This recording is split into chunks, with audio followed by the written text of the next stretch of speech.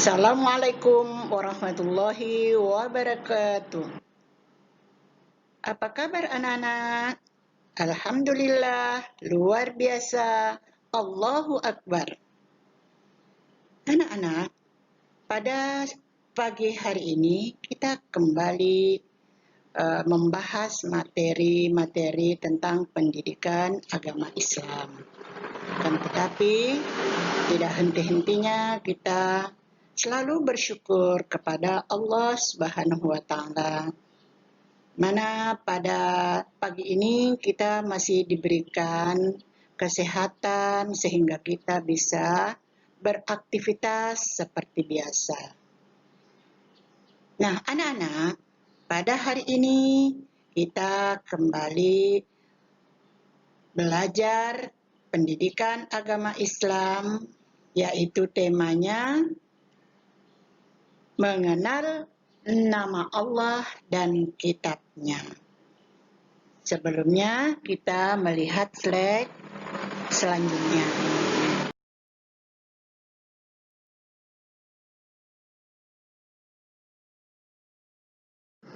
Anak-anak, di dalam kompetensi inti ada beberapa hal yang harus kita perhatikan juga.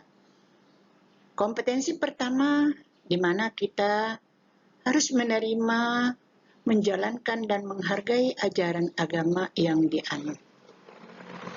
Kompetensi kedua, menunjukkan perilaku jujur, disiplin, tanggung jawab, santun dan peduli, percaya diri dalam berinteraksi, baik itu dengan keluarga, teman guru, dan tetangga, serta cinta tanah air.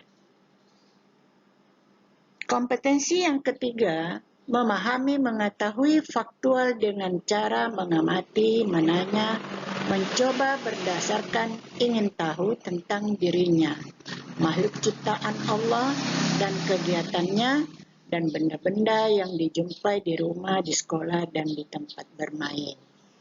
Kompetensi inti yang keempat, yaitu menyajikan pengetahuan faktual dan konseptual dalam bahasa yang jelas, sistematis dan logis, dalam karya yang estetis, dalam gerakan yang mencerminkan anak sehat, dan dalam tindakan yang mencerminkan perilaku anak beriman dan berakhlak mulia.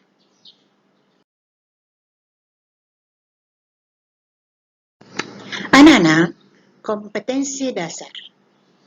Kompetensi dasar terdiri dari 2 KD, yaitu 3.2, mana memahami makna Asmaul Husna, Al-Mumit, Al-Hayyu, Al-Qayyum, dan Al-Ahad.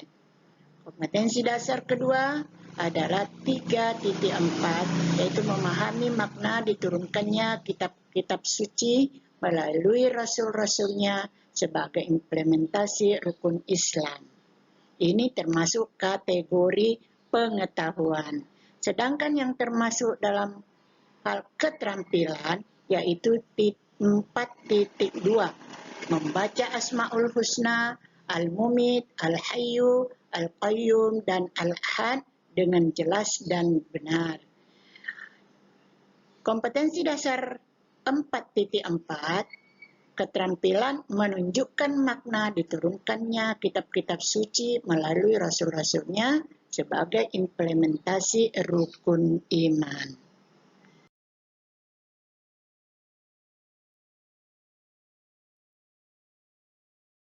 Anak soleh dan soleha, kita masuk materi inti, yaitu mari mengenal Allah Subhanahu wa Ta'ala. Allah Subhanahu wa Ta'ala mewahyukan namanya kepada manusia melalui kitab suci Al-Quran.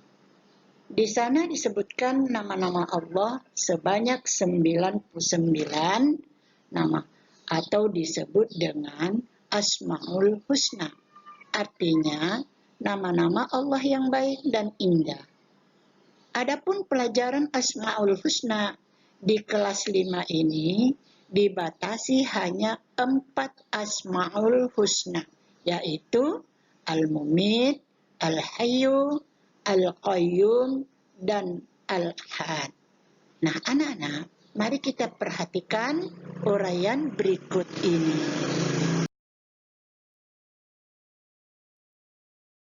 Nah, soleh dan soleha, mari kita perhatikan uraian berikutnya tentang pembagian Asmaul Husna.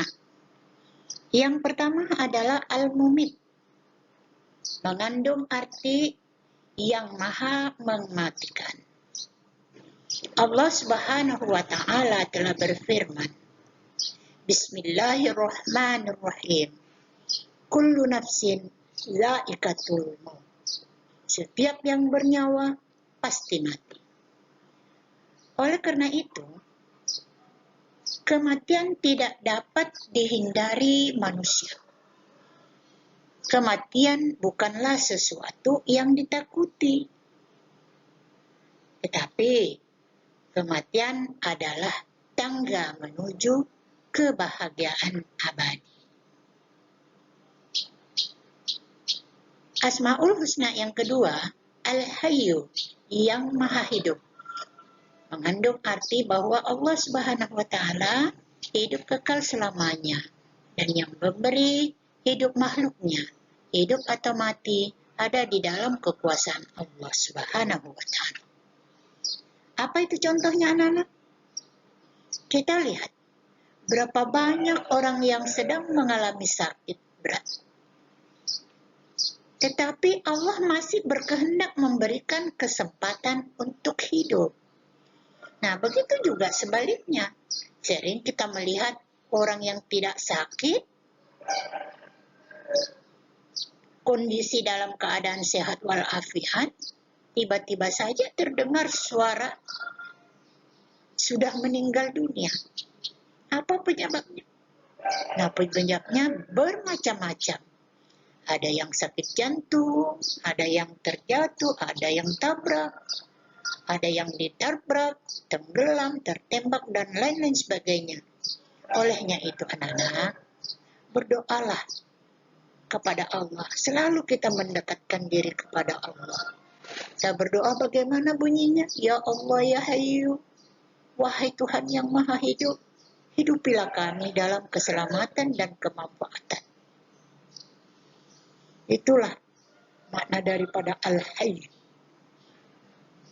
Asmaul Husna yang ketiga yaitu Al-Qayyum, yang maha berdiri ataupun mandiri. Mengandung arti Allah Subhanahu wa Ta'ala itu berdiri sendiri untuk selama-lamanya. Tidak membutuhkan bantuan dari siapapun. Allah Subhanahu wa Ta'ala itu memberikan pendidikan kepada manusia supaya hidup tidak selalu bergantung kepada orang lain. Adapun Asmaul Husna yang terakhir yaitu Al-Ahad, yang Maha Esa. Mengandung arti Allah Subhanahu wa Ta'ala itu Esa. Perhatikan di dalam Al-Quran surah Al-Ikhlas yang berbunyi Bismillahirrahmanirrahim. Qul huwallahu ahad. Shadaqallahul azim. Artinya, katakanlah Muhammad, dialah Allah yang Maha Esa. Al-Ahad di sini atau yang Maha Esa di sini mengandung artinya Allah itu Esa ada dua makna, yaitu yang Maha Tunggal. Dia Maha Tunggal dalam rububiyahnya, sehingga tiada sekutu baginya dalam kerajaannya. Tidak ada yang dapat melawan dan mengalahkannya. Al-Ahad. Yang kedua yaitu tiada yang menyerupainya, dengan segala kesempurnaan, keagungan, kebesaran, dan keindahan yang dimilikinya, sehingga tidak ada yang menyerupai dan menyamainya dalam satu sisi pun dari sisi yang ada. Nah, anak-anak, itulah uraian tentang 4 Asmaul Husna yang kita pelajari di kelas 5 ini. Anak-anak, silakan belajar melalui slide ini dan jangan lupa dipahami artinya, diamalkan, di mana kita juga dituntut harus selalu bersikap dan berperilaku seperti tuntunan Rasulullah dalam Asmaul Husna. Nah, anak-anak, sampai di sini. Sampai jumpa di pertemuan berikutnya. Ibu akhiri dengan ucapan wabillahi taufiq wal hidayah. Assalamualaikum warahmatullahi wabarakatuh.